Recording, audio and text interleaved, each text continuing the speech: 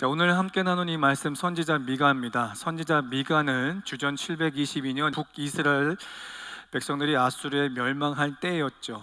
오늘 선지자 미가는 그 이스라엘이 멸망한 그 722년 전후로 사역을 했던 분입니다. 그리고 그와 함께 그 시대를 사역했던 이사야와 함께 사역을 했던 분이고, 또 그를 미가서 1장 1절에 소개할 때에 그의 고향 땅을 소개합니다. 그 고향 땅을 가리켜서 모레셋이라는 지역의 선지자 미가라고 소개를 하고 있죠.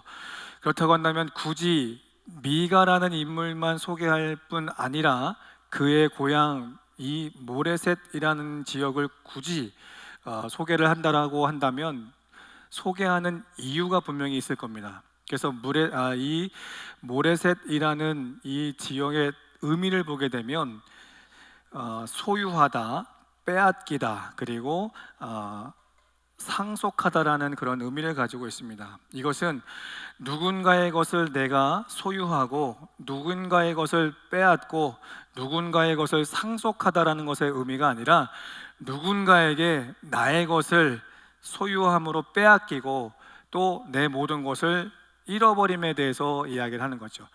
상대에 대해서 나의 가진 모든 것을 그들에게 빼앗기는 것에 대해서 이야기를 한다라는 겁니다. 그러면 이 모레셋이라는 지역은 오늘 소개되고 있는 미가를 통해서 하시는 하나님의 말씀과 상통되어짐을 이야기를 하죠. 그래서 우리가 역사적으로 잘 알게 되면 그 뜻이 정녕 이스라엘 백성들이 70년의 바벨론 생활을 함으로 인해서 성취되어지는 것을 우리는 성경과 역사를 통해서 알고 있다라는 겁니다. 그러면 이와 같이 이 미가를 통해서 하나님께서 이러한 말씀을 하시는 이유가 분명히 있다는 겁니다. 하나님께서 이 모레셋 지역의 미가를 통해서 이스라엘 백성들에게 이러한 말씀을 하시는 이유가 분명히 있다는 거죠. 그래서 당시의 시대 상황을 보게 되면 미가 선지자가 사역할 당시에는 남유다의 11번째 요담이라는 왕과 12번째 아하스라는 왕과 그리고 13번째 히스기야라는 왕, 이 3대에 걸친 사역을 하는데, 첫째 요담이라는 왕은 하나님 앞에 종교 개혁을 합니다. 그러나 그 종교 개혁이 끝나갈 즈음에 그가 한 가지 놓친 것이 있다면 그 땅에 산당이라는 것을 남겨두었다라는 거죠.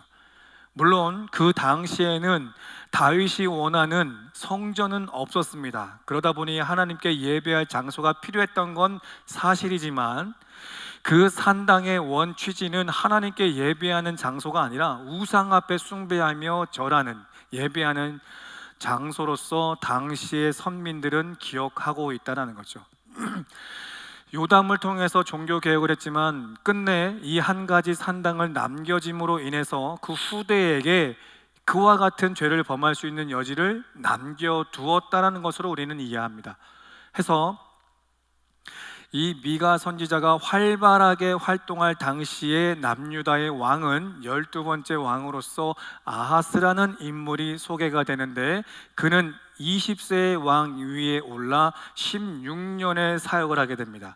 그래서 그 16년이라는 시간을 사역할 때의 특징을 소개하는 열왕기하 16장 2절과 3절의 말씀을 한번 보면 이렇게 이야기를 하죠. 합독해 보겠습니다. 시작. 아하스가 왕이 될 때에 나이가 20세라 예루살렘에서 16년간 다스렸으나 그의 조상 다윗과 같지 아니하여 그의 하나님 여호와께서 보시기에 정직히 행하지 아니하고 이스라엘의 여러 왕의 길로 행하며 또 여호와께서 이스라엘 자손 앞에서 쫓아내신 이방 사람의 가증한 일을 따라 자기의 아들을 불 가운데로 지나가게 하며 라고 이야기하죠.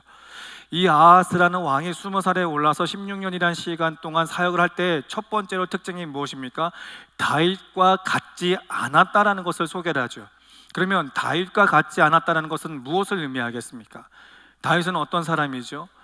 그의 나이 10대로부터 70세가 되는 그날까지 그의 손에는 피가 마를 날이 없이 늘 전쟁을 치렀어야 되는 삶이요, 쫓기는 삶이요, 피곤한 삶이요, 궁핍한 삶을 살았습니다.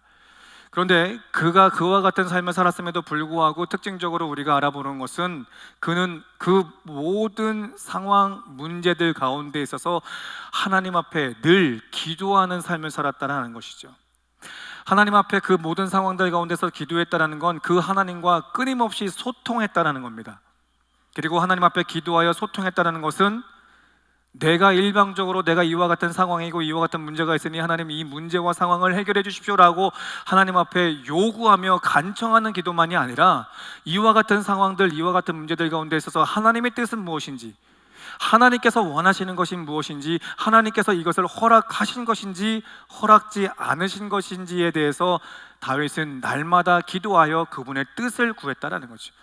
자, 그렇다고 한다면 오늘 소개되고 있는 이 왕은 다윗의 행적과 달랐다라는 것을 보게 되면 이 왕은 다윗과 달리 하나님 앞에 전적으로 의지하는 삶이요 신뢰하는 삶이 아니라 자신이 원하는 대로, 그리고 당시에 주변에 많은 우상들을 섬기는 그와 같은 삶을 살아냈다라는 것을 우리가 특징적으로 볼 수가 있겠습니다. 그리고 두 번째 2절과 3절에 뭐라고 말씀합니까? 이스라엘의 여러 왕의 길로 행했다라고 하죠. 이 아하스는 남유다의 왕입니다. 그런데 소개되는 것처럼 이스라엘의 여러 왕의 길로 행했다는 것은 북이스라엘의 그 왕들의 행적을 따랐다는 겁니다. 우리가 잘 알고 있는 것처럼 북이스라엘은 19대 왕조가 있습니다. 근데 이 19대 왕조 가운데 있어서 어떤 왕도 결단코 하나님의 말씀을 들었던 왕이 아무도 없습니다. 그리고 특별히 그 가운데 있어서 가장 위협적인 인물 7대 왕이었던 아합을 보게 되면 그는 바알 우상을 본인만 섬기는 것만 아니라, 본인만 숭배하는 것이 아니라 모든 이스라엘의 국교로 내려서 모든 백성들로, 하나님의 선민들로 하여금 우상을 숭배할 것을 강조했던 사람입니다. 그와 같이 아합의 그와 같은 배교의 신앙을 오늘 소개되고 있는 아하스 또한도 동일하게 모든 백성들에게 국교로서 바알 신상을 숭배할 것을 강조하고 있다는 거죠. 그리고 세 번째 특징적인 것을 보게 되면 뭐라고 이야기합니까? 이방 사람의 가증한 일을 따라 자기 아들을 불로 제사를 드렸다, 제물로 드렸다, 인신 제사를 드렸다는 겁니다. 여러분, 이것이 왜 죄가 됩니까? 생명은 하나님의 것이고 그 주권은 결코 하나님의 것이다라는 거죠. 창세기 1장에 하나님께서 이 땅에 모든 만물을 창조하시고 남자 여자를 창조하실 때 누구에 의해서 창조되십니까? 결단코 하나님에 의해서 창조되어진 피조물이고 사람이다라는 것입니다. 내 자식이라 할지라도 그 자식은 누구라도 하나님의 자녀인 거죠. 그분에 의해, 그분의 주권에 의해서 이 땅에 생명을 주신 그 자녀들을 우리가 원대로, 우리의 뜻대로, 상황대로, 문제대로 인신제사를 함으로 하나님 앞에 범죄한 사건에 대해서 이야기를 하고 있다는 겁니다. 그리고 산당들과 작은 산 위 모든 푸르나무 아래에서 제사를 드렸다라고 얘기해요. 산당들 그리고 작은 산들 끊임없이 어김없이 바알을 숭배했다라는 것을 오늘 열왕기하 16장 2절과 3절에 아하스 왕을 대표로 이야기하고 있다는 거죠. 그러한 시대, 그런 세대 가운데 있어서 이제 하나님께서는 선지자 미가를 통해서 7장에 불과하지만 이제 그들이 그와 같은 죄를 범함으로 인해서 오늘 당장이 아니라 앞으로 있을 일에 대해서 7장까지의 예언의 말씀을 하고 있다라는 겁니다. 예언이라는 것은 오늘 당장에 있을 일이 아니라 앞으로 우리들 가운데에 행해질 하나님의 역사를 기록하고 있는 거죠. 그래서 1장과 2장의 말씀을 보게 되면 북이스라엘과 남유다 전 선민의 죄로 인한 하나님의 심판, 하나님의 진노를 이야기하고 그분의 그 성품에 의한, 그 사랑에 의한 다시금 회복되어질 것에 대해서 1장과 2장에서 예언의 말씀을 합니다. 그리고 3장과 5장까지는 남유다만을 이야기하며 남유다의 죄로 인한 하나님의 심판, 진노를 이야기하고 다시금 그분의 그 긍휼하심으로 인한 회복과 동시에 장차 오실 메시아에 대해서 예언을 하고 있습니다. 그리고 마지막 6장에서 7장까지는 다시 한번 이스라엘의 그 죄를 고발하고 하나님의 심판하실 것과 회복 주실 것에 대해서 마지막으로 이야기를 합니다. 1장에서 2장까지 분명히 하나님의 선민의 죄를 이야기했고 심판과 회복에 대해서 이야기를 했고, 다시금 6장 7장에서 동일한 말씀을 하신다는 건 하나님의 강조하시기 위한 것을 이야기를 하죠. 강조하고 싶은 것, 무엇을 강조하고 싶은 거예요? 단순하게 심판이 있으니 회복이 있으니 이것을 이야기하는 것이 아니라 왜 심판을 당하면 왜 회복을 해야 되느냐, 그 원인을 이야기하고 싶으신 거겠죠. 그래서 당시에 분명 아하스라는 왕의 행위에 대해서 열왕기하 16장 2절 3절에는 이야기했지만, 그 왕의 행위로 인해서 그 선민들 또한도 동일한 죄를 범하고 있는데 두 가지의 특징을 찾아볼 수가 있습니다. 첫 번째는 그들이 지금 있는 장소가 어디입니까? 가나안 땅이죠. 팔레스틴 지역입니다. 근데 그 가나안 땅 팔레스타인 지역에는 반드시 그들이 멸절해야 되는 민족과 지역 신들이 있습니다. 그러나 우리가 여호수아의 말씀을 보게 되면 잘 알고 있는 것처럼 아직까지 그 땅에 몇몇의 우상들이 남아 있음에 대해서 이야기를 하죠. 그래서 몇몇의 남아 있는 그 우상들, 그 이스라엘의 선민들은 남겨진 그 우상을 숭배할 뿐만 아니라 끊임없이 새롭게 받아들여지는 그 많은 우상들을 접하여 내가 원하는 입맛대로 이스라엘 선민들이 우상을 숭배하고 있는 하나의 특징을 보게 됩니다. 무늬만 하나님의 선민인 거죠. 무늬만 크리스찬이고 무늬만 예수 믿는 사람인 거죠. 두 번째 특징은 무엇이냐면, 당시에 제사장들과 선지자들이 분명히 이 땅에도 있었습니다. 제사장들과 선지자들의 역할이 무엇입니까? 하나님의 말씀을 그대로 하나님의 선민들에게 전달하고 가르치고 지도해야 되는 역할자입니다. 그러나 그들이 당시에 개인의 유익을 위한 것 무엇입니까? 제사장과 선지자의 이 직분을 끝까지 유지하고 놓치고 싶지 않아서, 그리고 그로 인한 권력과 권위를 놓치고 싶지 않아서 그들이 교묘한 논리로서 하나님 유일신과 그들이 숭배하고 있는 가나안 땅에, 그리고 새로 영립되어지는 우상들을 혼합시켜서, 즉 종교 혼합주의적인 신앙을 가르치고 지도하는 두 번째 특징을 보게 됩니다. 여러분, 이 미가서의 이스라엘의 역사가 이 시대의 역사로서 끝날까? 그렇지 않죠. 현 시대를 보십시오. 아하스라는 왕이 그 16년이라는 시간 동안 이스라엘을 치리할 때에 하나님과 같지 않았다, 다윗과 같지 않았다, 즉 하나님을 바라보지 않으며 하나님의 말씀을 따르지 않으며 하나님 앞에 기도하지 않았다. 현 시대를 보십시오. 똑같습니다. 하나님 앞에 예배하지 않고 하나님 앞에 기도하지 않고 하나님의 뜻을 구하지 않는 현 시대를 우리가 살아가고 있습니다. 중동 전쟁, 러시아 전쟁, 왜 그렇게 일어나고 있습니까? 그들의 신앙들을 잃어버렸고, 그들의 신앙을 잃어버렸다는 건 하나님에 대한 그 신앙을 잃어버렸다는 것의 증거가 됩니다. 그리고 우리 대한민국 또한도 지금 참으로 힘듭니다. 어렵습니다. 왜 그렇습니까? 분명히 기도하는 자로서 하나님은 위정자들을 세우셨으나 그들이 하나님 앞에 말씀에 순종하지 않고 하나님의 말씀을 붙들고 기도하지 않고 하나님의 뜻을 구하지 않기 때문이죠. 이와 같은 아하스의 사회적 배경과 현 시대의 사회적 배경은 동일합니다. 이와 같은 사회적 현상에 이 똑같은 동일한 시대를 살면서 하나님의 선민이라고 하는 우리들은 또 어떻습니까? 우리의 삶을 살다 보면 여러 환경에 여러 문제를 만나게 되죠. 크고 작은 문제를 만나게 됩니다. 그런데 이 문제를 만날 때마다 우리는 어떻게 해결책을 찾습니까?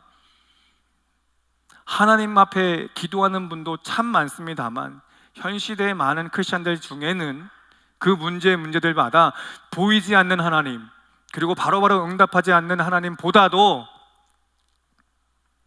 점치는 사람들을 찾아다니죠. 점치는 사람들을 찾아다닙니다. 목사도 장로도 권사도 하나님을 믿는다라고 하는 성도들조차도 눈앞에 당장에 급한 그 문제를, 그 불을 끄기 위해서 하나님께 기도하면 당연히 하나님께서 허락하실 것이다 라는 생각만 하고 있을 뿐, 실질적으로 몸은 하나님보다도 말씀보다도 점쟁이를 찾아다니고 있다는 거죠. 여러분, 이 민족이 왜 지금의 어려운 시련을 당하고 있습니까? 하나님이 아닌 점쟁이를 찾아다니니까 이런 식으로 우리가 맞는 거 아니겠습니까? 그런데 성도들 중에서도 목사라는 사람도, 장로라는 사람도, 권사라는 사람도 시국의 어려움의 문제를 만날 때마다 끊임없이 점쟁이들을 찾고 있다는 거죠. 여러분, 점쟁이를 찾음으로 인해서 어떤 결과를 낳습니까? 사울을 보십시오. 자신의 외모를 변장해 가면서까지 점쟁이를 찾아다니잖아요. 어떤 결과를 낳습니까? 하나님 앞에 버림받습니다.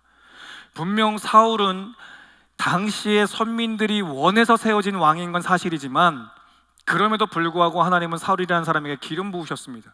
하나님이 세우신 왕입니다.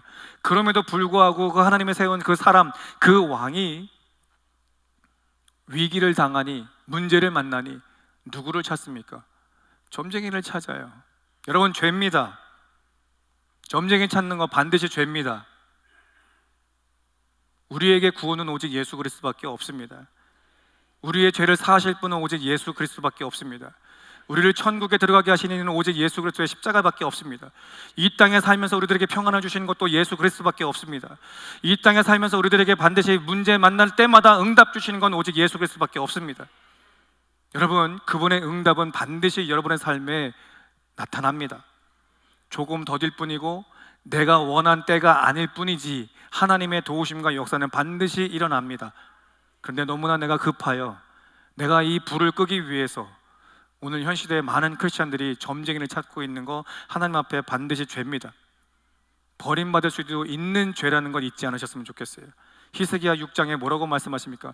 하나님의 영, 하나님을 반드시 체험했던 이가 하나님을 버린다면 그 사람은 다시 한번 회개할 수 있는 기회조차 주지 않는다라고 분명히 말씀하세요. 여러분, 우리가 배척하는 종교가 아닙니다. 우리의 신앙을 끝까지 붙잡기 위해서 그들과 또 다른 생활을 하는 것 뿐이죠. 이스라엘 백성들이 그 신앙을 놓치고 있는 거예요. 그런데 현 시대에 우리 또한도 그 신앙을 놓치고 있다는 거죠. 이러한 상황 가운데 있어서 이제 미가서 3장 1절과 2절은 현 시대를 이렇게 고발합니다. 내가 또 이르노니 야곱의 우두머리들과 이스라엘 족속의 통치자들아 들으라. 그리고 5절에 이야기하기를 내 백성을 유혹하는 선지자들이라는 표현까지 하죠.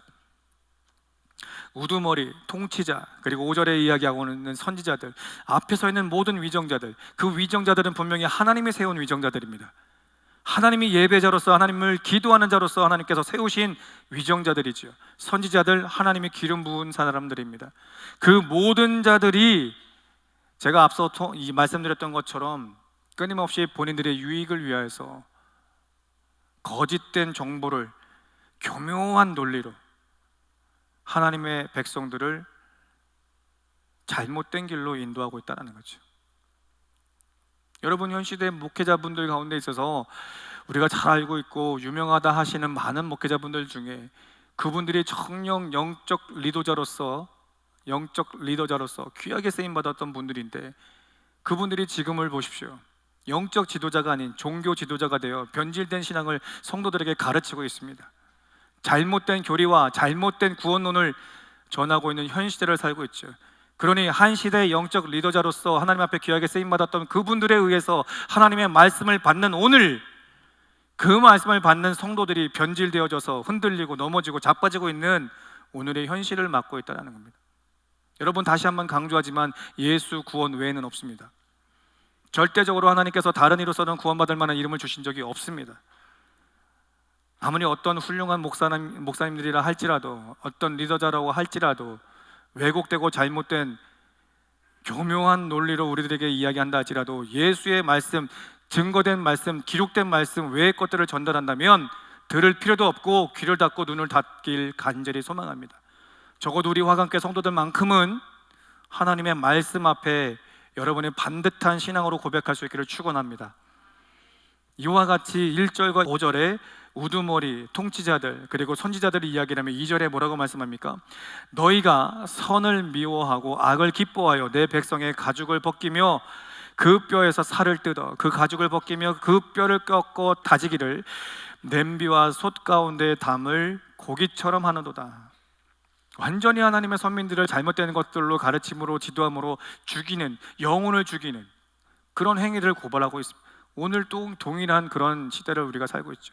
이와 같은 결과로 8절에 하나님은 이렇게 말씀합니다. 오직 나는 여호와의 영으로 말미암아 능력과 정의와 용기로 충만해져서 야곱의 허물과 이스라엘의 죄를 그들에게 보이리라. 심판을 이야기를 하죠. 너희들의 그 죄로 인해서 결국은 심판할 수밖에 없음을 이야기를 하는 거예요. 그런데 여러분, 하나님의 속성을 잘 보십시오. 우리가 잘 알고 있는 것처럼 요한에서 4장 8절에 하나님은 사랑이십니다. 사랑하기에 내 선민이, 내 백성이 한 영혼 한 영혼이 잘못된 길을 가게 되면 야단쳐서라도, 심판하셔서라도, 진노하셔서라도 바른 길로 인도하는 것이 하나님이십니다. 그러기에 그들의 죄로 인해서 이와 같이 심판하실 것을 말씀하셨으나 오늘 우리가 함께 나눈 4장 1절 이하에 다시 한번 그들에게 회복의 약속을 하고 있다는 거죠. 그래서 1절의 말씀을 보게 되면 이렇게 말씀합니다. 끝날에 심판이 지나고 난 후에 이르러는 여호와의 전의 산에 산들의 꼭대기에 굳게 서며 작은 산들 위에 뛰어나고 민족들이 그리로 몰려갈 것이라. 1절에서 말씀하고 있는 민족은 선민을 이야기하는 것만이 아닙니다. 그리고 이어서 2절에 이렇게 말씀합니다. 곧 많은 이방 사람들이 가며 이르기를 오라 우리가 여호와의 산에 올라가서 하나님의 전에 이르자. 그가 그의 돌을 가지고 우리에게 가르치실 것이라. 우리가 그의 길로 행하리라 하리니 이는 율법이 시온에서부터 나올 것이요 여호와의 말씀이 예루살렘에서부터 나올 것입니다 라고 이야기를 하죠. 시온성, 하나님의 말씀이 있는 곳, 하나님의 말씀으로 하나님의 선민뿐 아니라 당시의 모든 이방 민족들에게 또한도 동일한 하나님의 사랑, 하나님의 은혜를 베풀 것에 대해서 말씀을 하고 있다는 겁니다. 이 말씀은 무엇을 의미하겠습니까? 디모데전서 2장 4절에 우리 합독해 보겠습니다. 시작.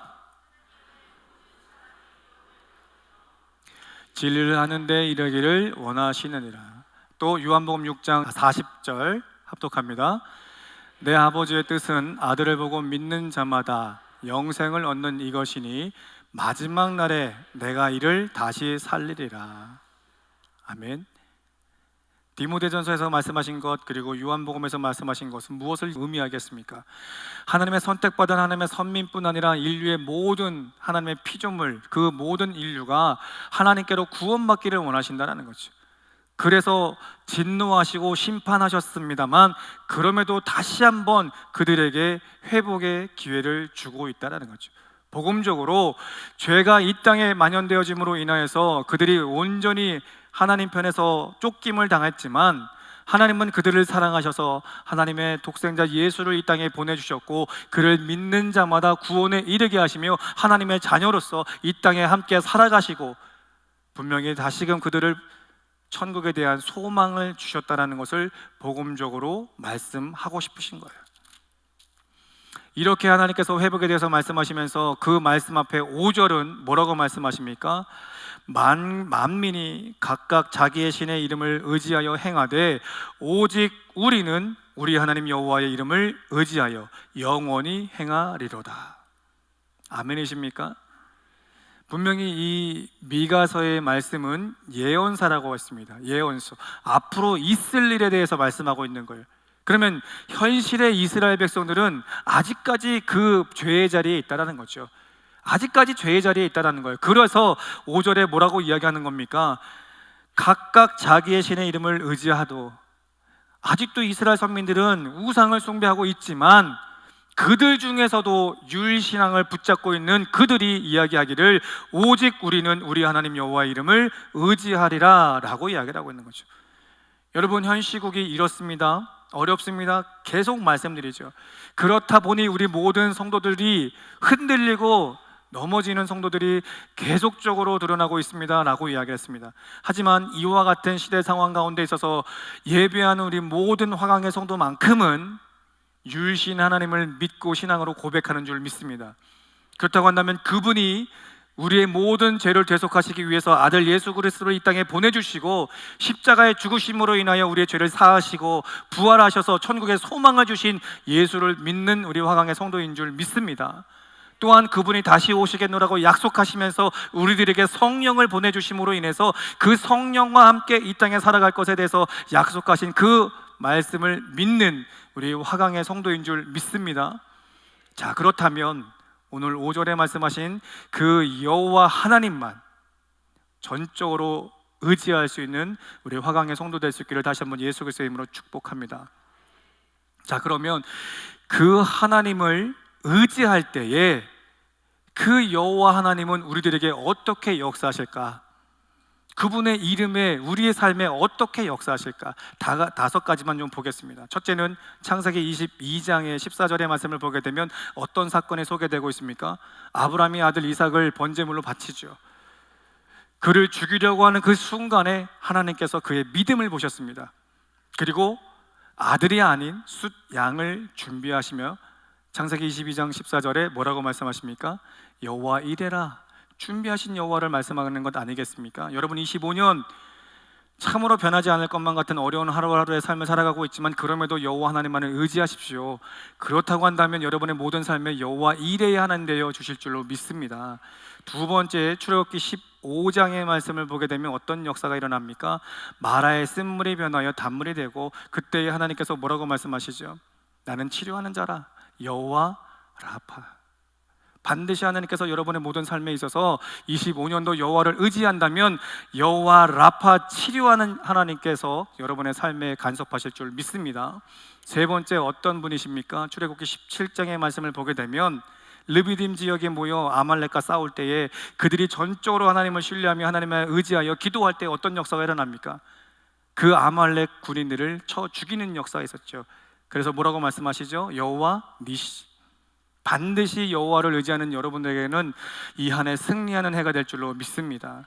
네 번째, 사사기 6장의 말씀을 보게 되면 기드온이 미드온과 싸웁니다. 미디안과 싸울 때에 이 기드온은 두렵습니다.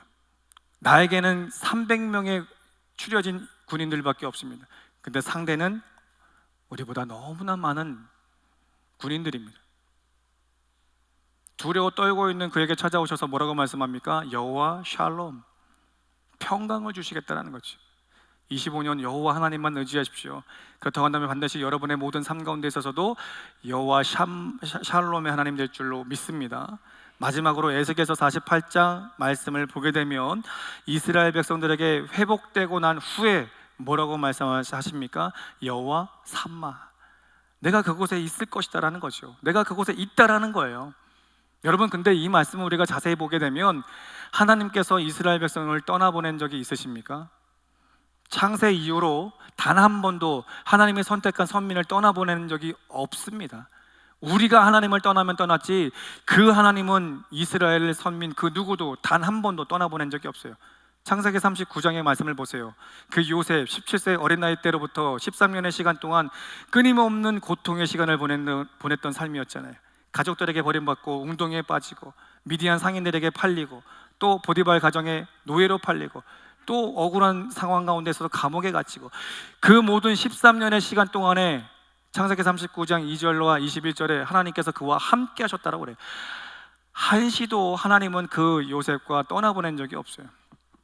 넓게는 이스라엘 백성들과 떠나보내신 적이 한 번도 없습니다. 그런데 오늘 이 여호와 샴마 어떤 분이세요? 너희들이 죄로 인해서 진노와 심판을 받았지만 그래서 다시 한번 회복되었지만 그곳에는 영락 없이 누가 계신다? 하나님이 계신다라는 것을 말씀하고 싶으신 거예요. 말씀을 정리합니다. 사랑하는 성도 여러분, 이제 2025년 세 번째 주일을 맞아서 우리가 하나님 앞에 예배합니다. 여러분이 예배하는 대상은 오직 여호와 하나님인 줄 믿습니다. 여러분, 이제 문 밖에 나가서 여러분이 사회생활 하실 때에 세상에 나가실 때에 여러 가지 문제가 만나게 되지만 그 문제들마다 우리가 주의할 것은 점쟁이 찾아가지 마십시오. 절대로 죄입니다. 그 죄로 인해서 하나님 아프게 하지 말고 그 죄로 인해서 내가 구원까지도 흔들리는 일은 하면 절대로 안 됩니다. 그러니 그 모든 상황 가운데 있어서 그 모든 문제들 가운데 있어서 여러분이 할 수 있는 유일한 방법은 5절에 이야기한 것처럼 오직 여호와 하나님만을 의지하는 겁니다. 그 여호와 하나님만을 의지하여 다윗처럼 어떤 문제, 어떤 상황 가운데 있어서도 하나님 앞에 기도한다면 그분은 반드시 여러분들에게 말씀하실 겁니다. 그리고 그 길을 인도하실 겁니다. 그래서 그 여호와를 의지함으로 인하여 여호와 일의 역사가, 여호와 라파의 역사가, 여호와 니시의 역사가, 여호와 샬롬의 역사가, 여호와 삼마의 역사가 우리 화강의 모든 성도들 가운데 임하시기를 예수 그리스도의 이름으로 축복합니다. 여호와 이레, 여호와 이레. 아니, 나는 아멘 하기를 원했는데 아멘으로 화답해서 여러분 걸로 가져가세요. 여호와 이레, 여호와 라파, 여호와 니시, 여호와 샬롬, 여호와 삼마. 이 5가지 중 어떤 거 원하세요? 다 가져가세요.